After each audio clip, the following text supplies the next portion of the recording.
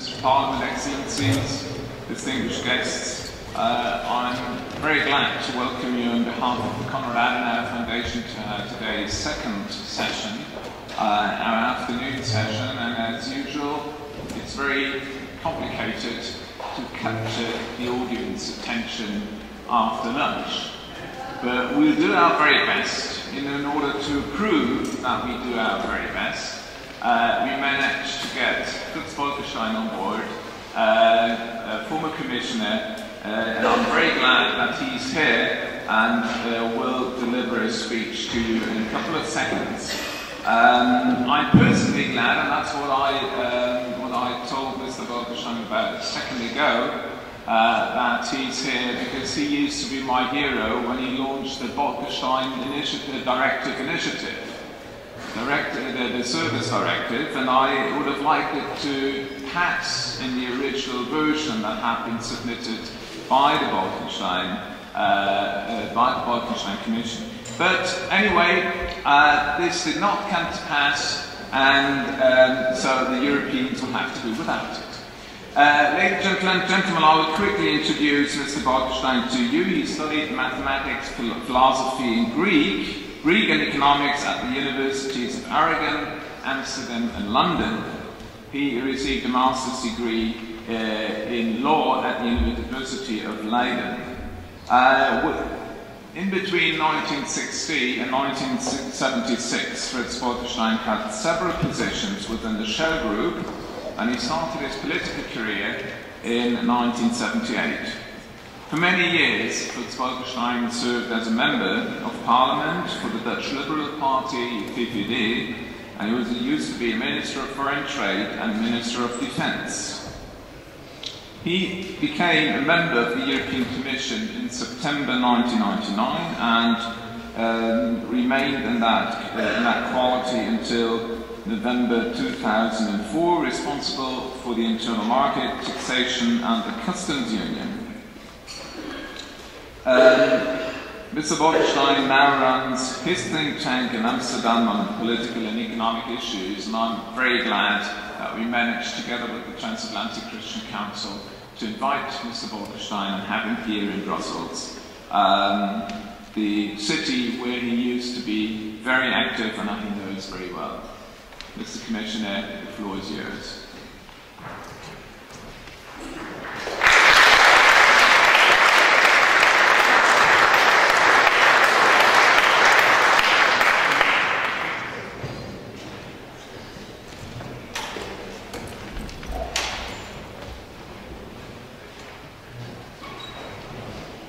Gentlemen, Mr. President, thank you very much indeed for the warm words of welcome. Ladies and gentlemen, it became recently known that Buddhist priests repressed the Muslim Rohingyas in the south of Myanmar or Burma. That country had suffered many years under the dictatorship of the generals, but these monks have apparently drawn the wrong lesson from that unfortunate period.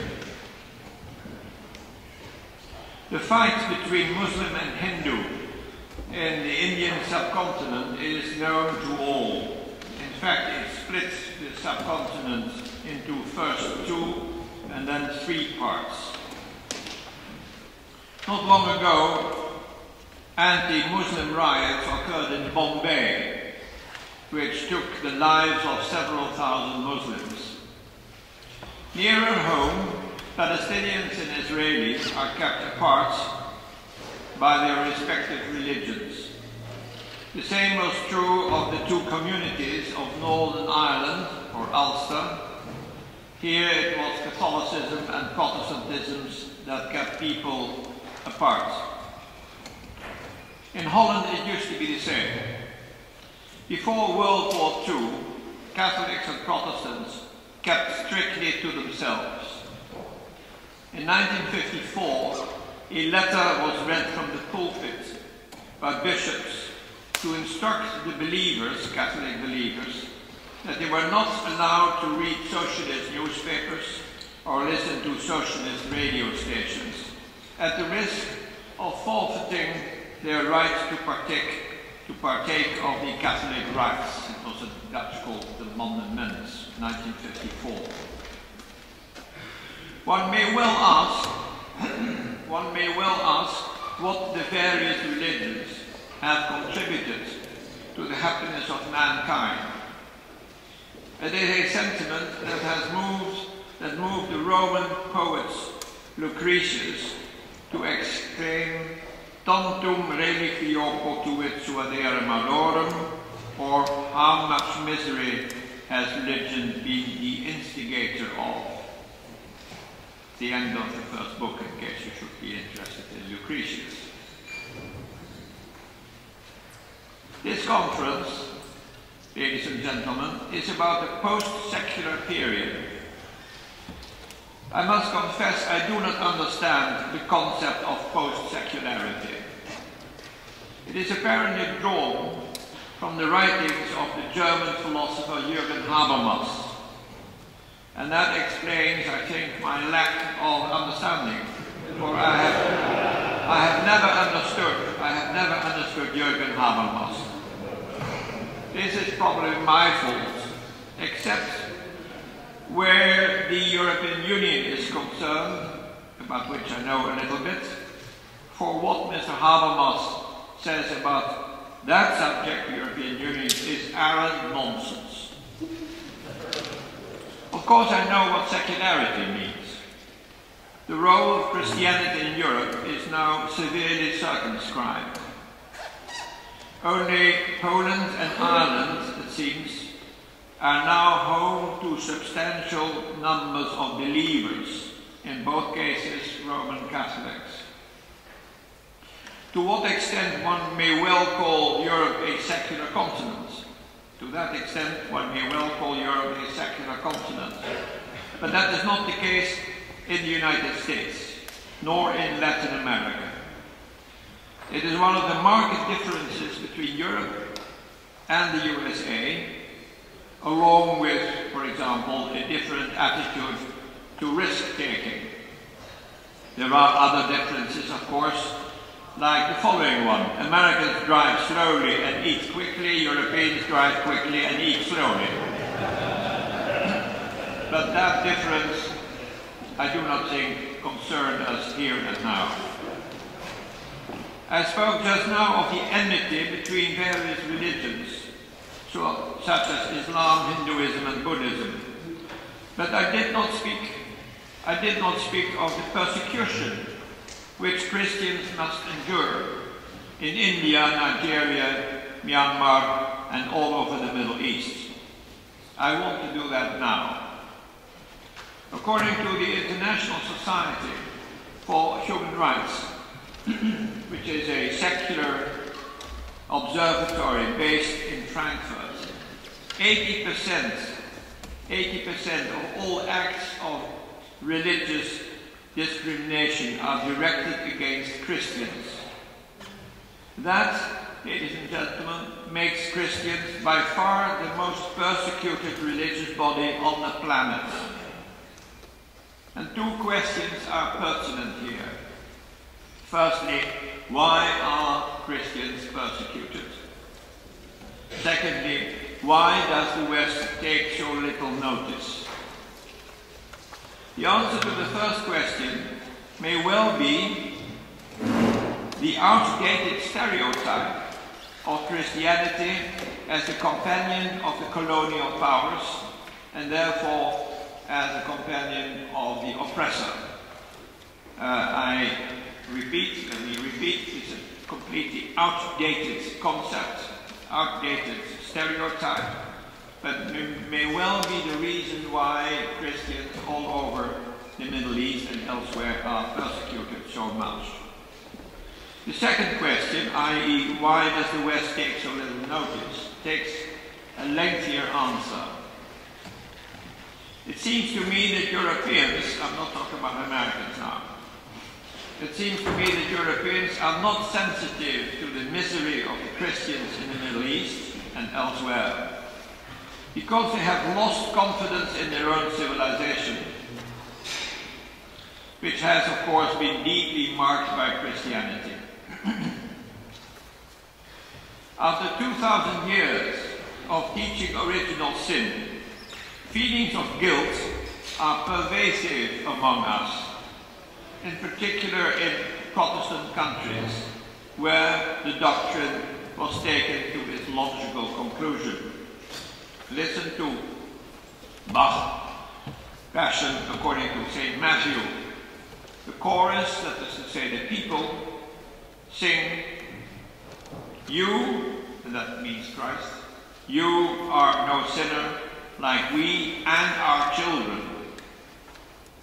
As the Irish poet William Butler Yeats wrote, "Come fix upon me that accusing eye, I thirst for accusation."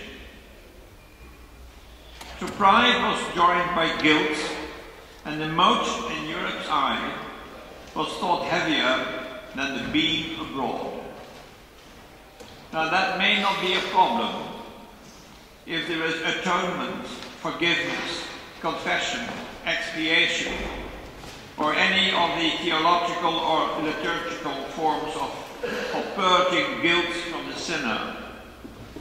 Formerly, Catholicism and Lutheranism provided for the atonement of guilt, but they no longer seem to have credibility in educated Europe. Feelings of guilt are therefore not sublimated. Not sublimated. And that also goes for Calvinism, which in its purest form knows of no remission of guilt in this life, only a covering of it by God's grace. Its effects are deep and have outlasted the doctrine's credibility, albeit in a secular guise. Now, once again, consider the Gospel of St. Matthew. "Whosoever shall exalt himself shall be abased, and he that shall humble himself shall be exalted." According to Nietzsche, this characterizes a slave mentality. One does not have to go this far to realize that these sayings, along with others such as "turn the other cheek," "go the second mile," do not exactly stimulate the will to stick up for one's own. In 1996, the Dutch government felt that, let me quote, "the debate about multiculturalism must be conducted on the principle that cultures are of equal merit." It's a statement I do not support, I do not hold. I think there is most definitely a ranking possible to establish between different cultures, according to the Universal Declaration of Human Rights. The day after Pim Fortuyn, who was a Dutch politician who was murdered, the day after Pim Fortuyn was murdered in 2002, the editor of the leading newspaper, NRC Handelsblad, Dutch newspaper, wrote in a leading article, "The pride of the Netherlands is precisely that we do not find one culture better than the other." The writer apparently did not realize that this proud statement exalted Dutch culture over others. This is what I want to say on this difficult subject of the confidence of modern Europeans in their own civilization. And the explanation, which I admit is speculative, that I give is the following: that 150 years ago, in the middle of the 19th century, Europe was brimming with self-confidence. It was brimming with self-confidence, and of course the Gospel according to St. Matthew was there just as much as it is with us now. But feelings of guilt were, there was atonement for feelings of guilt. There was a system of, through confession and other liturgical methods, guilt could be remissed. That is no longer the case now. In other words, guilt still exists as it has for many centuries in Europe. It still exists, but there is no atonement possible because Catholicism and Lutheranism no longer have any credibility. And that is why this feeling of guilt, as it were, hangs around us, but it cannot find any way of being eliminated. And that is why I think we have lost this confidence in ourselves, which 150 years ago did not exist because religions were then a living entity. Let me now be more precise about a few points. Ladies and gentlemen, churches should stay out of politics. Churches should not follow the example of the World Council of Churches. The first assembly of the World Council of Churches took place in Amsterdam in 1948, where there were representatives of 150 churches from 43 countries. At Uppsala in Sweden in 1968, the assembly of the WCC, the assembly decided that in case of conflict, social development should take precedence over human rights. While the criticism of neo-colonialism and multinationals grew steadily stronger. But there was a clear hesitation to criticize the Soviet Union and its allies. While abuses in South Korea and the Philippines got much attention, Cambodia, Laos and Vietnam were spared. Secretary General Philip Potter said, I quote, "The question is not whether or not any Cambodians have been killed, but how one could create the proper atmosphere in order to raise issues through personal contact. We are all sinners." Notwithstanding this truth, some were apparently more sinful than others. Nicaragua under the Sandinistas, according to Philip Potter, was a transmitter of hope where censorship was understandable. At the Vancouver Assembly in 1983, the US was called upon not to deploy intermediate-range nuclear forces in Europe, while the Soviet Union merely ought to engage in major reductions. Curiously, that also happened to be the stated opinion of the Soviets. After the Soviet invasion of Afghanistan, Philip Potter said, "What is happening in Afghanistan is related to many other events. It is related," he said, "to the so-called double-track decision taken by NATO and all the rest." Again, this is what the Soviet Union claimed. All in all, the World Council of Churches showed itself subservient to the Soviet Union and critical of the West and Israel. During the 1970s and 1980s, it was a fellow traveling institution, and it is understandable that the Hungarian bishop Laszlo Turkish felt deserted in his fight against Ceausescu. And I would say, please do not follow the Dutch clergyman who had a lot to say on Marx but forgot to mention Jesus Christ. So let me repeat, churches should stay out of politics, and they certainly have no claim on any kind of superior wisdom in political affairs. And this is the reason why the so-called liberation theology in Latin America should be careful not to transcend the boundaries of the religious. It is, of course, difficult for anyone to keep quiet in the presence of manifest injustice, but even so, the churches should be wary of getting out of their depth. Ladies and gentlemen, in the Treaty of Westphalia of 1645, the principle of the separation of church and state was established. Cuius regio, eius religio. This principle protected the churches against interference by the temporal powers, but the reverse should also hold. The churches should not interfere with the business of the state. This raises the point of the public function of religions. Take the issue of the tax levied in Germany on the members of a church through the income tax system. It may be the reason, or one of the reasons, why more than 100,000 Germans leave their church every year. I think that tax should be done away with.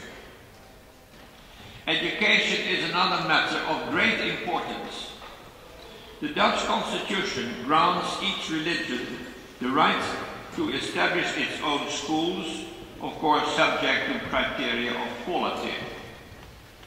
Now, education certainly is a public function, in my view. So there, the churches, or these churches, do play a role in public affairs.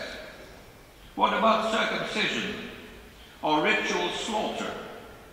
Both have come under pressure, have been criticized, and what should we think about that?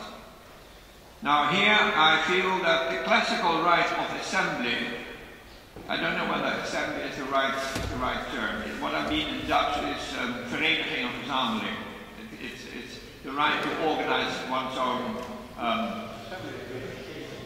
association. Yes, thank you. The right to establish association. And that goes back to the French Revolution.